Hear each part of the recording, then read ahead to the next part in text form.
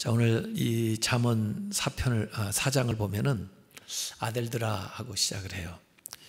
1절에도 아들들아 그렇게 시작하고 10절에도 아들들아 하고 시작하고 20절에도 아들들아 하고 시작해요. 그래서 아들들아 하고 시작해서 이렇게 부분이 나눠지는 건데, 세 번 아들들아 하고 시작하니까 세 부분으로 나눠져요. 그래서 1절부터 9절까지 지금 읽었고, 또 10절부터 19절까지 나눠주고, 그 다음에 20절부터 27절까지 그렇게 3등분이 됩니다. 그래서 아들들아 부를 때마다 새로운 주제가 나오는 거예요. 그래서 새로운 주제를 다루는데, 오늘 첫 번째 이제 9절까지는 1절에서 4절까지는 아비의 훈계가 나오고, 그 다음에 5절부터 9절까지는 지혜가 주는 유익에 대해서 이야기를 하고 있습니다. 아비의 훈계니까 아들에게 아비가 주는 이야기니까 이 아비의 훈계다 그러면 직접 자기 아버지가 아들에게 얘기하는 것도 되지만, 그 아버지의 아버지, 그 아버지의 아버지, 그 아버지의 아버지 조상들이 대대로 얘기해가지고 내려오는 그 전통적인 지혜를 아비의 훈계라고 얘기를 해요.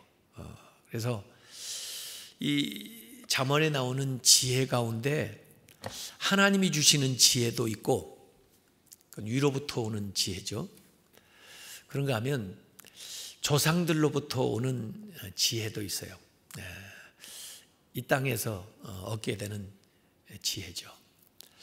그래서 이 잠언서를 가만히 좀 주의 깊게 읽어보면 하나님 위로부터 오는 지혜에 대한 그 유익과 상급은 굉장히 현실적이고 구체적인 복을 언급을 많이 하고 있고, 아버지 조상들로부터 얻게 되는 지혜는 하나의 그 경험, 또 그 이성, 본성, 이 관찰 이런 것에 기반해 가지고 오는 그 유익들을 전반적으로 이야기를 해주고 있어요.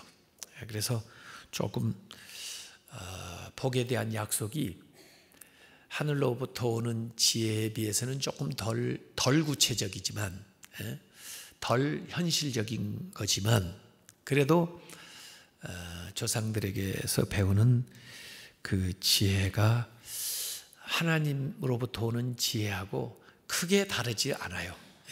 그래서 아들들아 하고 이제 아비의 훈계를 이야기를 하죠.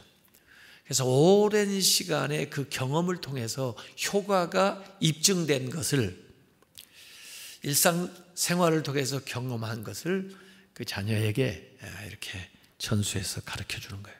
그래서 이 지혜는 어찌 보면 일상생활에서의 영성을 가르쳐 주고 있는데, 전 세대에게 배운 것을 또 자녀 세대에 가르쳐 줘요. 그래서 그 하나의 전통이 되고 있는데, 이러다 보니까 조상과 이 자손들을 연결을 시켜줘요. 할아버지, 아버지, 자녀 이렇게 연결을 시켜줘요. 또 개인뿐 아니라 가정과 공동체에 연결을 시켜줘요. 그래서 그 일원으로 살아갈 수 있도록 그렇게 만들어줍니다. 그래서 그 자녀들이 조금 그 시대에 따라서 환경이 좀 다르지만, 그 조상들이 가지고 있었던 어떤 덕목이나 가치관, 이것을 자녀 세대에도 연결해주는 그런 다리 역할을 하는 것이 이 지혜라고 볼 수가 있어요. 그래서 구체적인 역사적인 상황 속에서 경험된 것이 이제 자녀에게 전달이 되는데, 그 자녀는 그 지혜를 받아가지고 또 자기의 다른 그 상황 속에서 나름대로 적용을 해서 풀어내야 될 과제가 있죠. 그러고 나서 축적된 또 경험을 자녀에게 또 가르쳐줘요. 그럼 그 원칙을 가지고 또 배운 자녀가 자기들의 삶에서 적용을 해 나가는 거죠. 이게 이제 하나의 이제 전통이 되는 겁니다. 그래서 가문의 전통이 되고 또 그 가정의 가훈이 되고 또 그것이 자녀들을 가르치는 이제 가정 교육이 되는 겁니다. 그래서 그 얘기를 4절까지 주로 얘기하고 있어요. 아비의 훈계를 들으며 명철을 얻기에 주의해라. 내가 선한 도리를 너에게 전하노니 내 법을 떠나지 말라. 나도 내 아버지에게 아들이었으며 내 어머니 보기에 유약한 외아들이었노라. 이 잠언의 대부분을 이제 솔로몬이 썼다고 하는데, 솔로몬이 썼다고 보면은 여기 내 아버지에게 아들이었으며, 그 아버지는 누굴까요? 다윗이죠. 그리고 내 어머니 보기에, 그 어머니는 누굴까요? 밧세바죠. 유약한 외아들이었노라.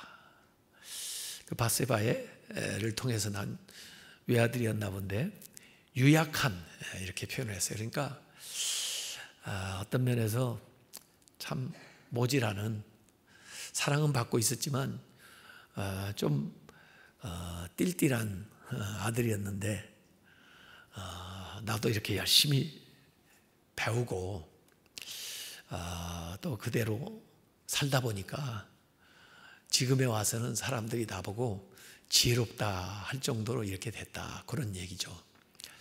또 이 사람의 아비의 훈계만 배운 게 아니고 솔로몬은 또 하나님이 주시는 지혜를 받았잖아요.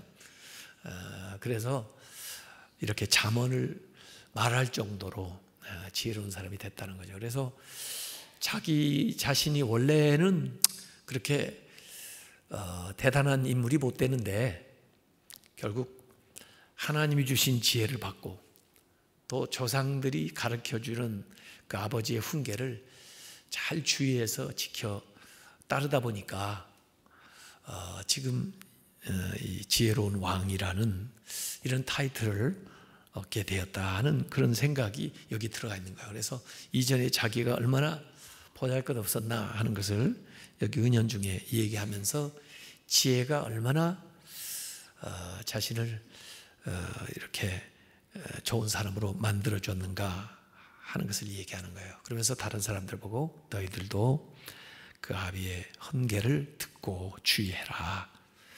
내가 가르치는 그 말씀을 떠나지 말고 잘 지키라, 이런 얘기죠. 아버지가 나에게 가르쳐 이르기를, 그리고 가르치는 이제 내용이 나오는 겁니다. 그래서 실제적으로 문장을 쓰려면 따옴표가 들어가야 돼요. 아버지가 나를 뭐라고 가르쳤느냐? 내 말을 너의 마음에 두라. 내 명령을 지키라. 그리하면 살리라. 앞에서도 그리하면 하고 약속이 나오고 앞에 명령이 나왔는데, 내 말을 마음에 두고 그 명령을 지키면 나는 산다. 반대로 말씀을 마음에 두지 않고 명령을 지키지 않으면 어떻게 되는 거죠? 죽는다 그 말이죠. 지혜를 얻으며 명철을 얻으라. 내 말에, 내 입의 말을 잊지 말라. 잊지 말며 어기지 말라. 지혜를 얻고 명철을 얻으라. 말하는 거, 아버지가 말하는 것을 잊지 말고 까먹지 말고 또 그 말을 어기지 마라. 이렇게 이제 표현을 해놨어요. 그러면서 거기 이제 유익들이, 지혜가 주는 유익이 쭉 나오는 겁니다.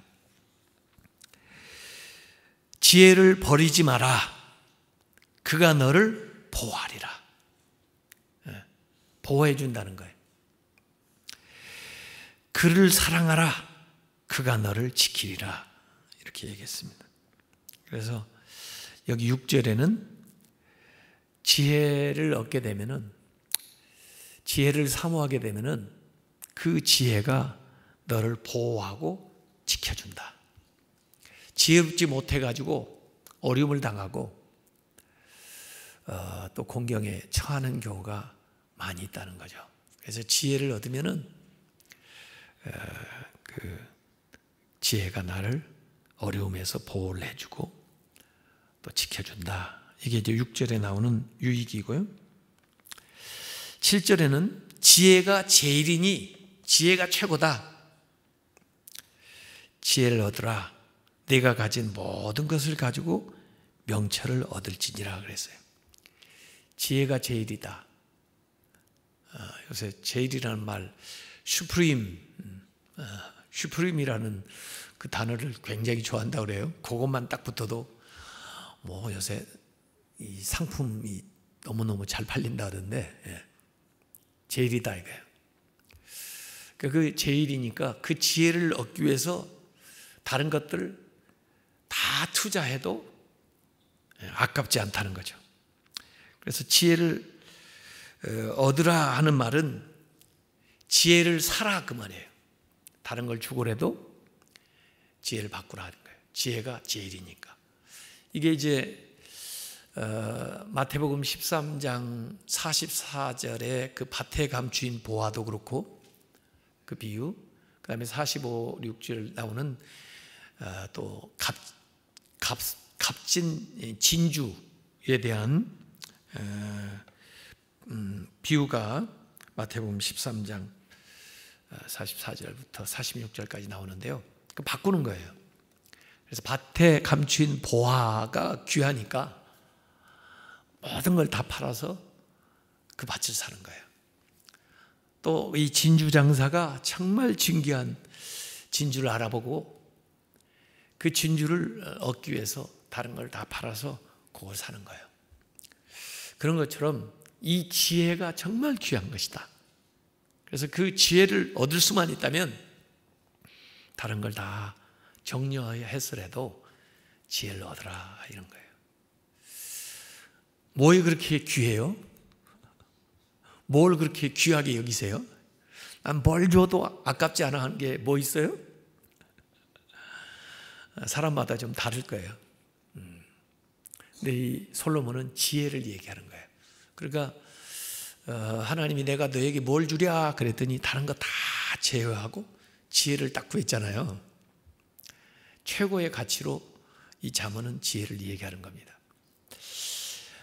야곱은 그 삼촌 라반의 집에 가가지고 라헬을 얻기 위해서 7년 동안 종노릇하고 그래도 안 되니까 7년을 더 해가지고 14년 종노릇을 해서 그 라헬을 얻었어요.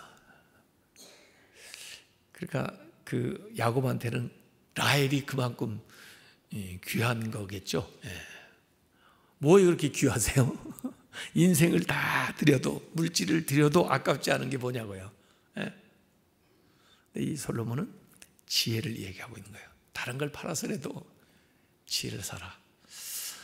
그래서 한국 사람들은 공부를 많이 시키나 봐요. 아이들을 뭐 집 팔아가지고, 옛날에는 뭐 소 팔아가지고 서울로 자녀들을 유학을 시키고 이제 그랬는데, 학교 많이 다닌다고 지혜로워지는 건 아니에요.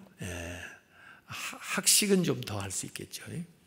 또 학위증은 얻을 수가 있겠죠. 근데 지혜는 세상에서도 오는 것도 있고 하나님이 주시는 것도 있거든요. 그래서 지혜를 얻는 것이 참 귀하다. 지혜의 가치에 대한 이야기를 여기 해놓았습니다. 그를 높이라 그랬어요. 지혜를 높여. 지혜를 높여주면 그리하면 그가 너를 높이 들리라. 나는 지혜를 높여줬는데 도리어 그 지혜가 나를 높여줘요.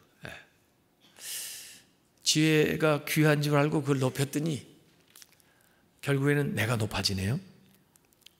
만일 그를 품으면, 지혜를 품는 거예요. 내 품에 이렇게 품으면,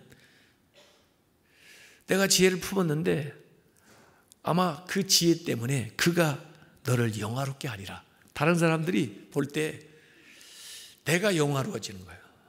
왜? 내가 지혜를 품고 있기 때문에, 지혜를 가지고 있기 때문에, 지혜 때문에 내가 영광스럽게 된다 하는 겁니다.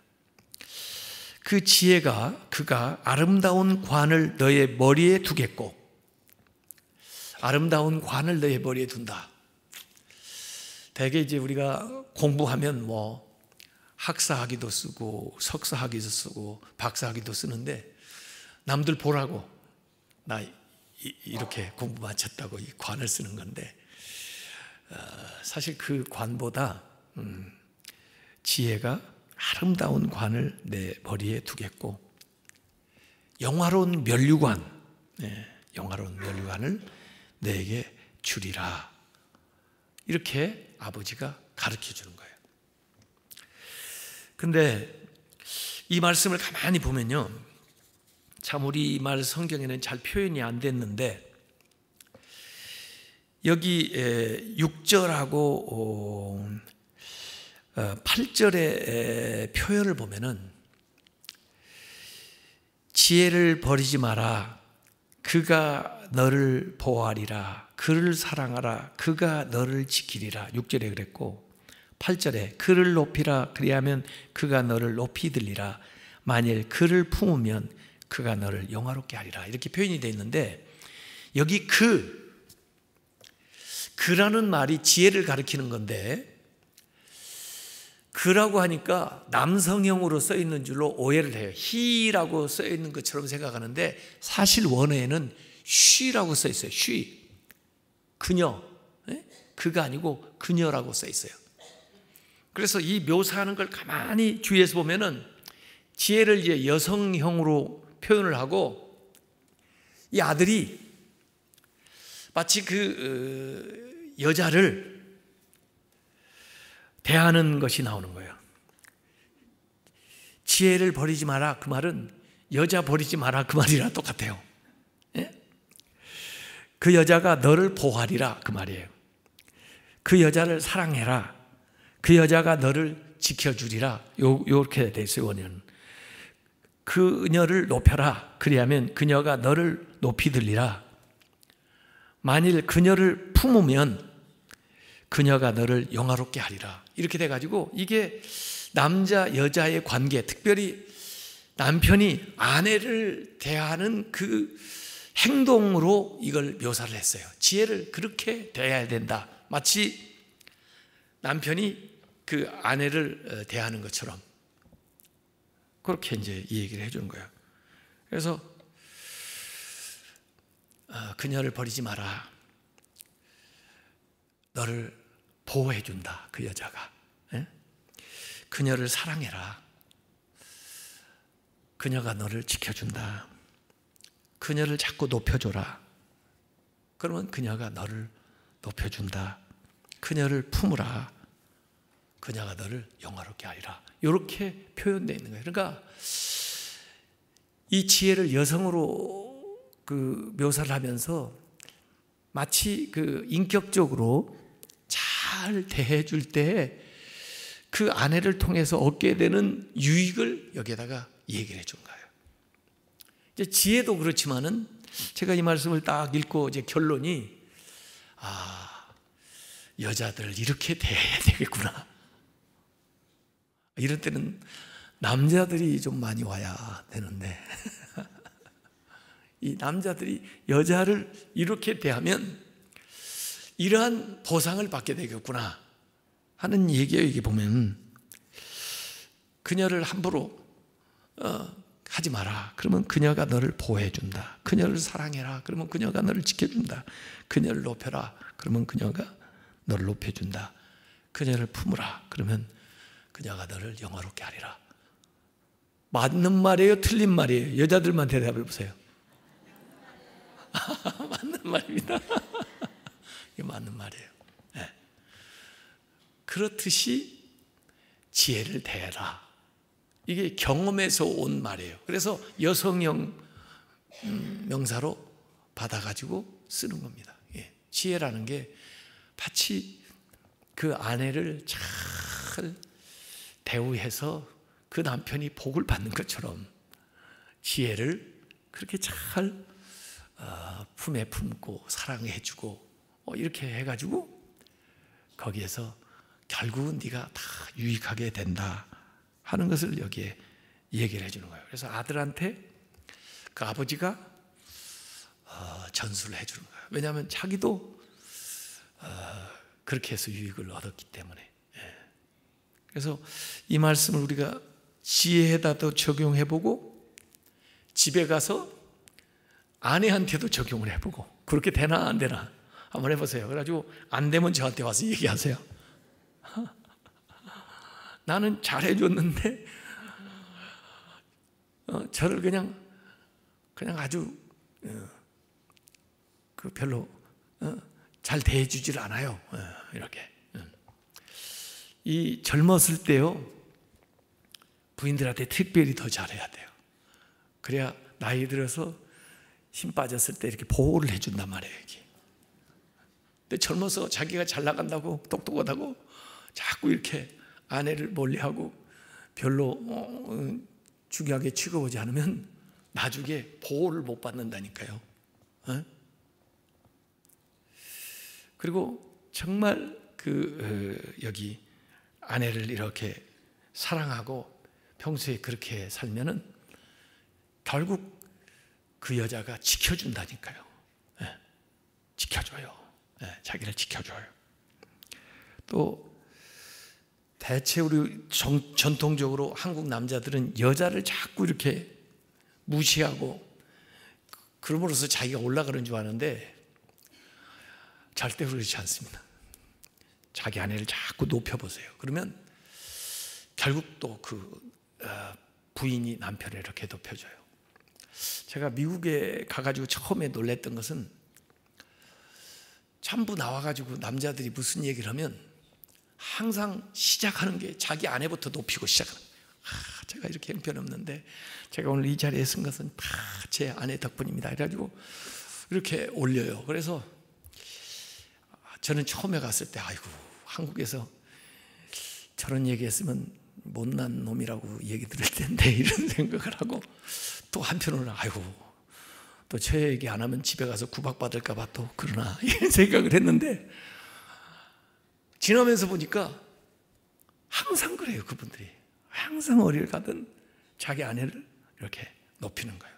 자동차 탈 때도 자기 혼자 탁 타고 문 닫는 게 아니고 가서 자기 아내 타라고 문을 열어주고, 타면 문을 닫고 또 부지런히 뛰어와가지고 또 운전석에 타가지고 운전을 해요. 그래서 아니 자기는 손 없나? 그리고 뭐 이렇게 복잡하게 뺑뺑 돌아? 아내가 타면 되고 자기는 자기 자식 타가지고 그냥 가면 될 것이지. 그런데 그렇게 해야 나중에 그 아내가 그 남편을 또 지켜준단 말이에요. 그렇게 안 하면 나중에 자기 어려울 때 힘 빠졌을 때 안 돌아온대요. 아내를 이렇게 사랑스럽게 품에 안고 허그를 해주고 이러면 결국 높아지는 건 자기예요. 자기가 영화롭게 된다. 그래서 제가 이 성경을 딱 보면서 야, 이게 솔로몬이 쓴 거 맞아? 그리고 야, 이게 옛날에 쓴 거 맞아? 이런 생각이 드는 거예요. 옛날, 이게 지금 어느 시대예요? 이게 농경 시대인데, 유목 시대인데, 그때 여성을 이렇게까지 생각하면서 썼다는 게 이게 굉장히 놀라운 얘기예요. 메타포지만은, 은유지만 그만큼 이 지혜를 조심해서 귀하게 사랑스럽게 잘 다루라. 그러면 결국은 네가 좋아진다. 네가 영화로워지고 네가 높아지고 네가 잘 나간다 이거예요. 그래서 남편들도 아내들을 정말 존귀하게 여겨야 돼요. 무시하면 결국 자기가 무시당합니다. 나중에 아내를 잘 이렇게 돌봐주면 결국 자기를 돌보는 것과 같아요. 그래서 나중에 대접받습니다. 그리고 자기가 존귀한 사람이 되는 거예요. 근데 저만 해도 저희 부모한테 그렇게 못 배웠어요. 사내 자식이 이러고 뭐 가지고 무슨 굉장히 가부장적인 남성 위주의 이런 걸 자꾸 배워가지고 그 물이 빠지기가 참 힘들어요. 보통 신경 쓰지 않으면 이게 잘 안 되는 거예요. 근데 그대로 그렇게 살다 보면 이건 영영 대접 못 받습니다. 어디 가나 대접 못 받아요. 그래서 가정에서 마치 그 아내를 소중하게 여기고 또 잘 갖고 나가면서 그 관계가 좋아지면서 그 가정이 행복해지고 또 자신이 존귀한 사람이 되는 것처럼 지혜와의 관계에 있어서도 그렇게 소중하게 여기고 또 사랑하고 돌보고 품에 안고 높여주면 그게 다 자기에게 돌아와서 자기도 그런 사람이 되고 그런 대우를 받게 된다. 이게 이제 지혜가 주는 유익인데, 이 남녀 부부의 관계의 메타포를 통해 가지고 이걸 설명을 하고 있다는 게 굉장히 특이한 점이에요. 더구나 아버지가 자식 보고, 아버지가 자식을 그렇게 가르쳐야지. 거꾸로 가르치는 아버지가 있어요. 야, 여자들은 말이야, 뭐 이러고 아주 함부로 그렇게 가르치면 결국 그 자식도 대접을 못 받습니다. 사람 취급을 못 받습니다. 그래서 아들한테 이 자문이 가르쳐주는 대로 가르쳐줘야 되는 거죠. 그래서 내 말 좀 잘 들어봐. 그러면서 지혜를 이렇게 하면은 이런 유익을 얻게 된다 하면서 오늘 말씀을 해준 겁니다. 그래서 이걸 저는 지혜도 적용해보고 가정생활에도 적용을 해보자, 이런 생각이에요. 그래서 이 지혜라는 게 전부 경험의 산물이기 때문에 전부 다 해보니까 결국 그렇게 되더라 이거예요. 그러니까 너 시행착오 걷지 말고 이걸 배워가지고 하면 우리가 겪었던 그 고생, 또 우리가 지불했던 그 비용 이런 거 줄이고도 얼마든지 우리의 경험 위에 서서 더 좋은 거, 새로운 걸 열어갈 수 있다 하는 것이 오늘의 그 말씀입니다. 지혜가 주는 유익을 다 얻으시길 바랍니다. 그래서 이번 주간도 주님의 은혜 안에서 승리하는 여러분 되시기 바랍니다.